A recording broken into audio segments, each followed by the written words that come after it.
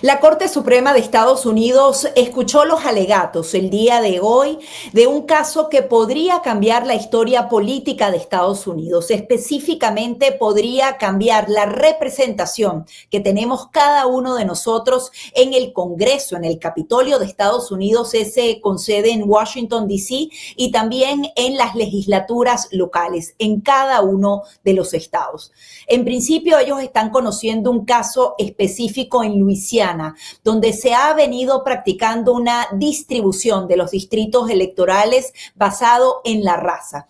Este caso podría entonces hacer un cambio fundamental, que el voto valga uno a la vez tal y como lo establece la Constitución, sin ningún tipo de privilegio partidista ni ninguna etiqueta racial, que el voto valga para todos por igual y que no se tracen entonces esos mapas electorales simplemente por cuestiones étnicas y raciales. A continuación, les damos algunos de los alegatos y lo que podría suceder en los próximos meses en la Corte Suprema de Estados Unidos.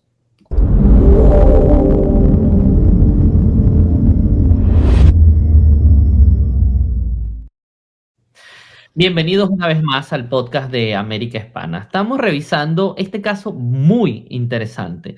¿Por qué? Porque resulta que nosotros podríamos pensar que cada quien vota y simplemente está escogiendo un representante para el Congreso de los Estados Unidos o para la legislatura estatal en función a su voto va a contar para que este representante llegue. Pero resulta que cuando se distribuyen los distritos ha habido una práctica medianamente común, digamos, en los Estados Unidos, de que se han repartido los distritos para ayudar a ciertas minorías, pero resulta que esa ayuda a ciertas minorías también discrimina a otras minorías o algunas mayorías. Y el caso de Luisiana es bien interesante porque parte originalmente de un caso en el cual Luisiana tiene un 33% de su población es afroamericana y resulta que solo estaban teniendo un representante afroamericano porque la configuración de distritos así lo previó. Ellos se quejaron, ellos expusieron su caso ante la legislatura y cambiaron la distribución y resulta que esta distribución ahora los favorecía aún más a ellos, le estaban dando 2 representantes al Congreso de los Estados Unidos. ¿Y qué pasó? Una minoría, pero en este caso de hombres blancos, se fueron a tribunales a combatir esta medida. ¿Por qué? Porque no pareciera lógico que nosotros tenemos que distribuir los votos en función a la raza para que las razas sean representadas. Al final del día tenemos que tener candidatos por sus ideas, tener candidatos por su compromiso con el pueblo, sin importar de qué color tengan su piel, sin que importe su religión, sin que importen sus orígenes. Lo importante aquí es la capacidad de cada uno de los representantes que van a ir al Congreso a estar en nombre tuyo. O sea, al final tenemos que revisar, Gaby, muy bien qué es lo que está sucediendo y cuál es nuestra opinión como América Hispana, porque pareciera que nosotros también como minoría, como americanos hispanos, que somos minoría en los Estados Unidos, esto nos podría favorecer, pero ¿realmente se está favoreciendo o se está perjudicando un sistema que cada vez más tiene más problemas con la repartición de los distritos? Porque ya lo vimos en el caso de Texas, ya lo vimos en el caso de California y hoy vamos a ver con cifras qué es lo que está sucediendo a nivel nacional con este caso de Luisiana. Gaby, en particular, ¿qué es lo que sucedió el día de hoy y qué esperamos de la Corte Suprema para su pronunciamiento?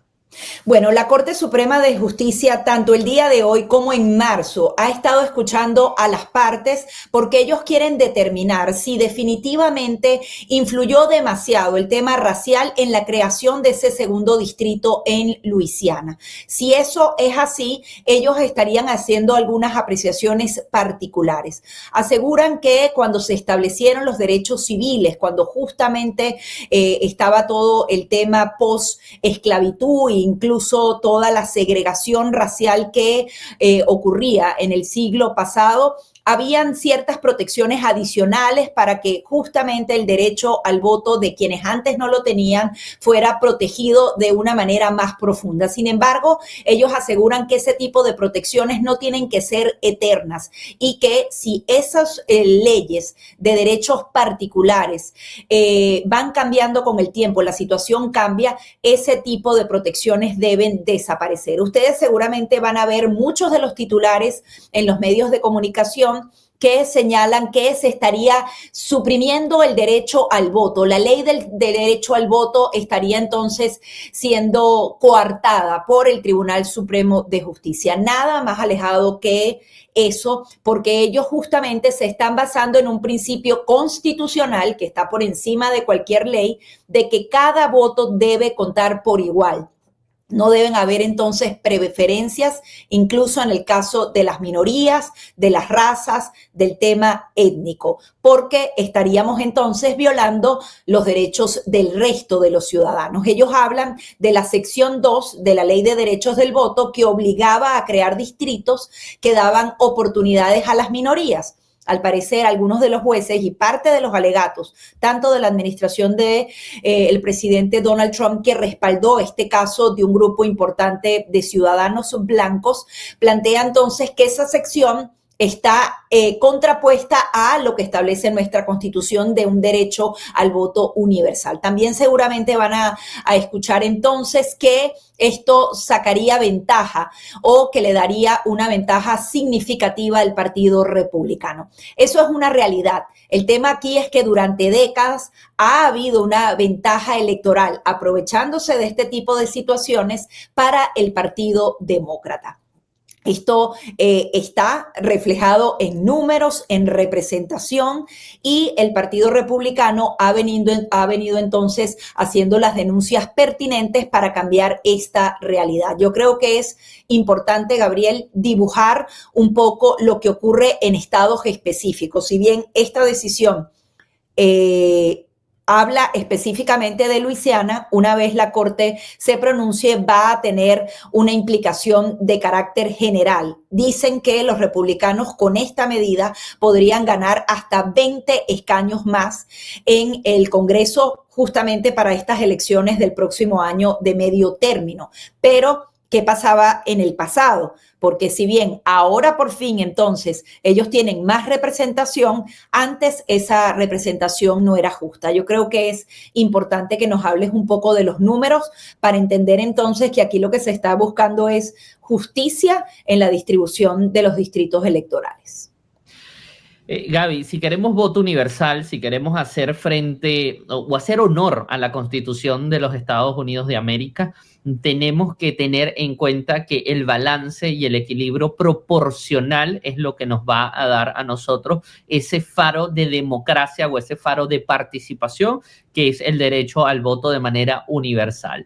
El mover los distritos en función a si tenemos más afroamericanos, si tenemos más blancos, si tenemos más indígenas, si tenemos más hispanos, al final no estás ayudando a las minorías, sino estás desdibujando y dañando un sistema electoral y moviéndolo a tu antojo. Ya las personas que viven en un sector, sean afroamericanos, sean blancos, sean hispanos, tienen una representación, como yo digo, de acuerdo a su calidad y de acuerdo a la forma, porque si no, caemos en lo que venimos peleando tanto tiempo, que es que no se dan los méritos, sino simplemente estás allí porque tienes un género, estás allí porque tienes un color de piel y eso hace que se desdibuje la calidad de la representación. Justamente cuando hablamos de números, como tú lo comentas, aquí tenemos, esta tabla nos muestra dos estados muy específicos que son claros de cómo los demócratas han sacado ventaja del sistema electoral de los Estados Unidos de manera desproporcionada. Vamos a ver California. Aquí pueden ver, el estado de California tiene una población total casi de 40 millones de personas, 23 millones de personas están registrados como votantes. De esos 23 millones de personas, 6 millones votaron por el presidente Donald Trump en el 2024 y 9 millones por Kamala Harris. Sin embargo, hay 52 representantes al Congreso de los Estados Unidos, de los cuales 43 son demócratas y 9 son republicanos. ¿Qué quiere decir? No es proporcional, porque si fuese proporcional tendríamos lo que está en este cuadro. ¿Qué quiere decir? Actualmente en este barra azul estamos viendo que el 85% de la representación es demócrata y solo el 15% es republicana. Sin embargo, de acuerdo a la proporcionalidad natural que debería haber, que esa proporcionalidad está basada en la cantidad de votantes inscritos como republicanos y la cantidad de votantes inscritos como demócratas, que se corresponde aproximadamente con la cantidad de votos que sacó cada uno de los candidatos, debería haber un 65% de demócratas y de republicanos debería haber un 35%. Es decir, esta relación que tenemos actualmente, 43-9, es totalmente errada. Debería ser una proporción por lo menos de 17 republicanos en el Congreso por parte de California y no de 9. Deberían haber 6 representantes más. Adicionalmente, Massachusetts es el caso más extremo. Siempre vemos California porque es uno de los estados, o es el estado que tiene mayor cantidad de representantes. Sin embargo, Massachusetts, que solo tiene 9 representantes, fíjense ustedes, la población es de 7 millones, hay 5 millones de electores acá. Votos por Trump, 1.155.000, votos por Kamala, 1.980.000, y los representantes son 9-0. Es decir, sí, los demócratas tienen 9 y los republicanos tienen 0. Es decir, 1.155.000 personas que votaron por Donald Trump debería darle aproximadamente un 25% de los legisladores, es decir, entre 2 y 3 representantes al Congreso, y realmente tienen 0. Nada más en estos 2 estados, Gaby, ya estamos hablando de que hay una diferencia alrededor de 10 si fuese proporcional, alrededor de unos 6 o 7 en California y alrededor de unos 2 o 3 en Massachusetts. Eso es lo desproporcional de cómo se establecen los distritos electorales de maneras de favorecer a uno u a otro partido. Esto debería acabarse y la proporción debería ser sustancial, es decir, dividir los condados, dividir las ciudades de manera proporcional a la cantidad de población, sin importar ¿a qué responde la población? Si es blanca, si es afroamericana, si es hispana. Simplemente decir, si el estado tiene 6 millones y son 6 representantes, por poner un ejemplo, hay que dividir en grupos de 1 millón por cada área geográfica y dividirlo de alguna forma que sea proporcional y decir, esos 6 millones van a estar con esa representación y no decir, es que aquí son más demócratas, aquí son más republicanos y pongo estos para acá y divido la calle y divido la ciudad en 3 para tratar de desproporcionar a los votantes. Sí, cuando tú haces esa distribución de los mapas electorales basándote en cosas externas a las propias elecciones y al trabajo que tiene que hacer cada uno de los partidos políticos, se dan este tipo de desviaciones, porque ¿qué tiene que ver la raza o la idiosincrasia o el origen de las personas? Incluso tú ponías un ejemplo gracioso en la ciudad de Hialeah, en donde más del 80, el 90% de los latinos hacen vida acá y donde la mayoría de los representantes que se escogen son de ese origen, podríamos hablar entonces de las minorías blancas en esta ciudad en particular que no están siendo suficientemente representadas y esas minorías imponerse a una mayoría que reclama entonces que sus representantes precisamente tengan origen latino. Si lo vemos de esa manera, lo estás haciendo de una manera desproporcionada y artificial. Yo quiero volver al tema de Massachusetts y poner más claro, con más muñequitos, el tema de los votos que obtuvo Donald Trump versus Kamala Harris, para que ustedes entonces entiendan que al día de hoy esto es injusto y desproporcionado. Nuevamente ya tú dabas las cifras, pero aquí las vemos en porcentajes, con colores. En Massachusetts, el 61% de la población votó por Kamala Harris y el 36% votó por Donald Trump. ¿Cuánta representación en el Congreso? 0. No hay ni un solo representante de la Cámara Baja para el Partido Republicano. ¿Para ustedes eso les parece justo? Incluso si quisiéramos obligar a algo, debería entonces por lo menos haber, obviamente, los senadores que se dan 2 por estado y entonces vamos a obligarlos a que haya, por ejemplo, un representante por estado para que este tipo de cosas no se den. No, no se hace de esa manera, se hace de manera geográfica y en este caso en particular, como bien tú apuntabas, tendría que hacerse de manera proporcional. Deberían haber por lo menos 3 representantes del Partido Republicano. Hoy hay 0 representación. Por poner un ejemplo, si vamos a dibujar los mapas a nuestra imagen y semejanza, aquí vemos apenas uno de los condados, el condado de Abington. Aquí estaban empatados. Kamala Harris y Donald Trump estaban empatados. Podríamos entonces decir que ese condado es la representación perfecta de un mapa electoral en donde realmente allí se podrían disputar el cargo mitad y mitad. No pasa, ellos pueden estar completamente divididos en este lugar en particular, pero hay 0 representación para esos 4.600 votantes que daban la mitad de ese condado. En otros hay mucha más diferencia, 77-19, sin embargo, ese 19% tampoco está representado. Yo creo que aquí tengo parte de lo que sería una de las listas de los argumentos que se están presentando hoy ante la Corte Suprema de Justicia. Tiene que haber principio de igualdad ante la ley. Hay riesgo de discriminación inversa. Si tú forzas los distritos de manera racial, puedes marginar a otros votantes. Tiene que haber unidad nacional e igualdad para cada uno de ellos. El partidismo tiene que ser legítimo. Y adicionalmente, esas medidas raciales tienen que tener temporalidad, es por un tiempo determinado. Aquí se está probando entonces lo que dice claramente la Constitución, de que no se puede contradecir la enmienda 14 que establece que cada voto cuenta por igual, tiene el mismo valor independientemente de quién sea la persona o dónde viva.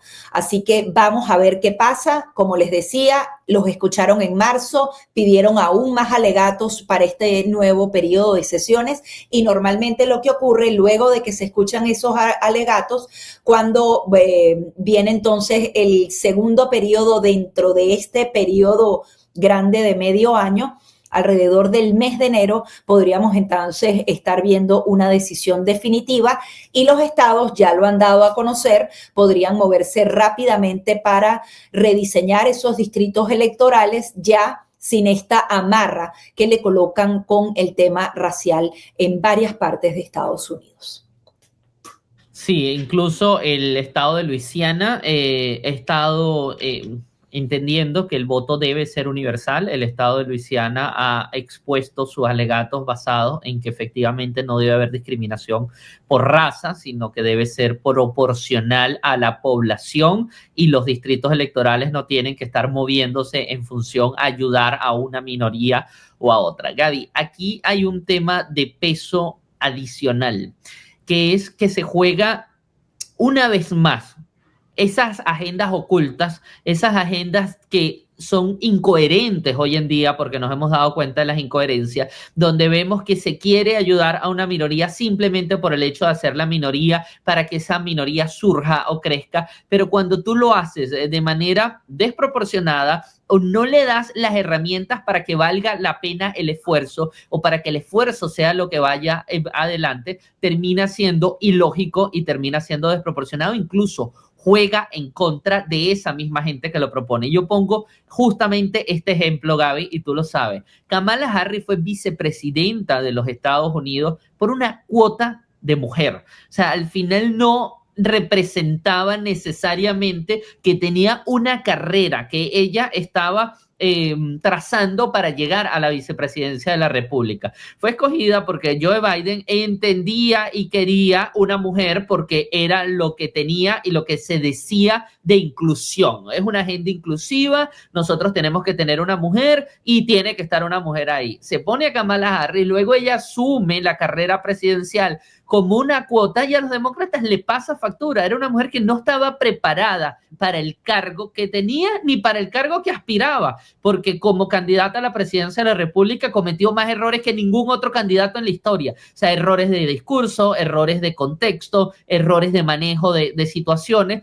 y hoy en día vemos que el mismo Partido Demócrata fue víctima de eso. Una vez más, fue víctima de eso perdiendo unas elecciones sin contarle el mérito al presidente Donald Trump, pero Kamala Harris fue el perfecto mal candidato como para que el presidente Donald Trump se destacara mucho más. Y adicionalmente, cuando tú quieres forzar esas inclusiones, pasan los casos de Massachusetts donde tienes un 9-0 y eso no lo puedes defender. O sea, cuando tú le dices a la Corte Suprema, tenemos estados como Massachusetts 9-0, quizás la misma Corte Suprema dice, estoy viendo el caso de Luisiana, pero con los anteojos de Massachusetts, porque realmente tengo que hacer algo para que la proporción sea lógica. Yo como Corte Suprema simplemente no estoy aquí para que cuando alguien me diga algo, yo responda en base al nada más lo que me están diciendo. Ellos tienen que tener una sentencia amplia que ayude a todos los estados a que se tomen decisiones proporcionales. Los republicanos de Massachusetts necesitan un representante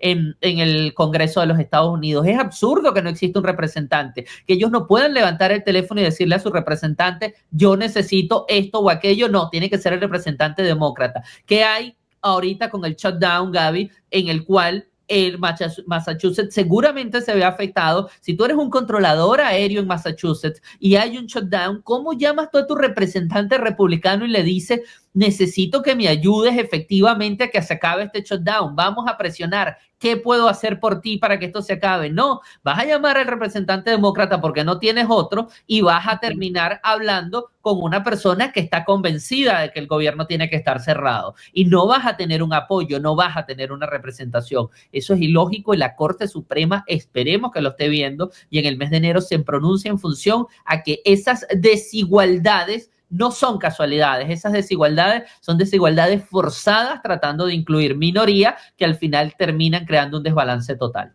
Sí, son desigualdades que son aprovechadas políticamente para entonces ganar más crédito y más votos y más representación de una parte de los electores. Entonces hay que entender cuando vean esos titulares que digan que se está coartando la ley del derecho al voto, que los republicanos quieren arrancar el tema de la raza, tienen que entender que simplemente se está poniendo en la balanza que todos los votos valen igual, que independientemente de dónde vivan los ciudadanos y de dónde provengan, todo tiene que tener igualdad ante la ley. Así que ustedes tienen que, como siempre, darle like a este video, empaparse un poquito más de la política para entender entonces lo que realmente pasa.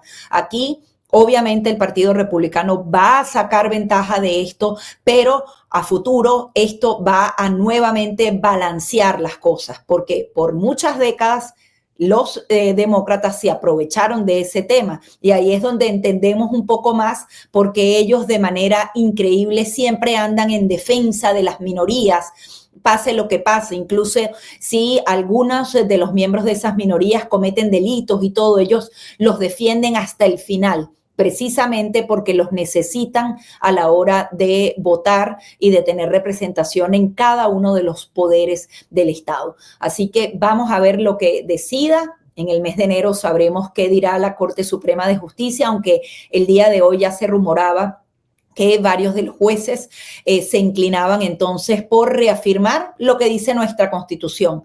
Más allá de eso, nada. Y adicionalmente rescatar la función y las decisiones que siempre ha tomado esta Corte Suprema de Justicia, que si bien tiene mayoría conservadora, no necesariamente está votando para favorecer ahora a los republicanos porque las elecciones vienen el año que viene.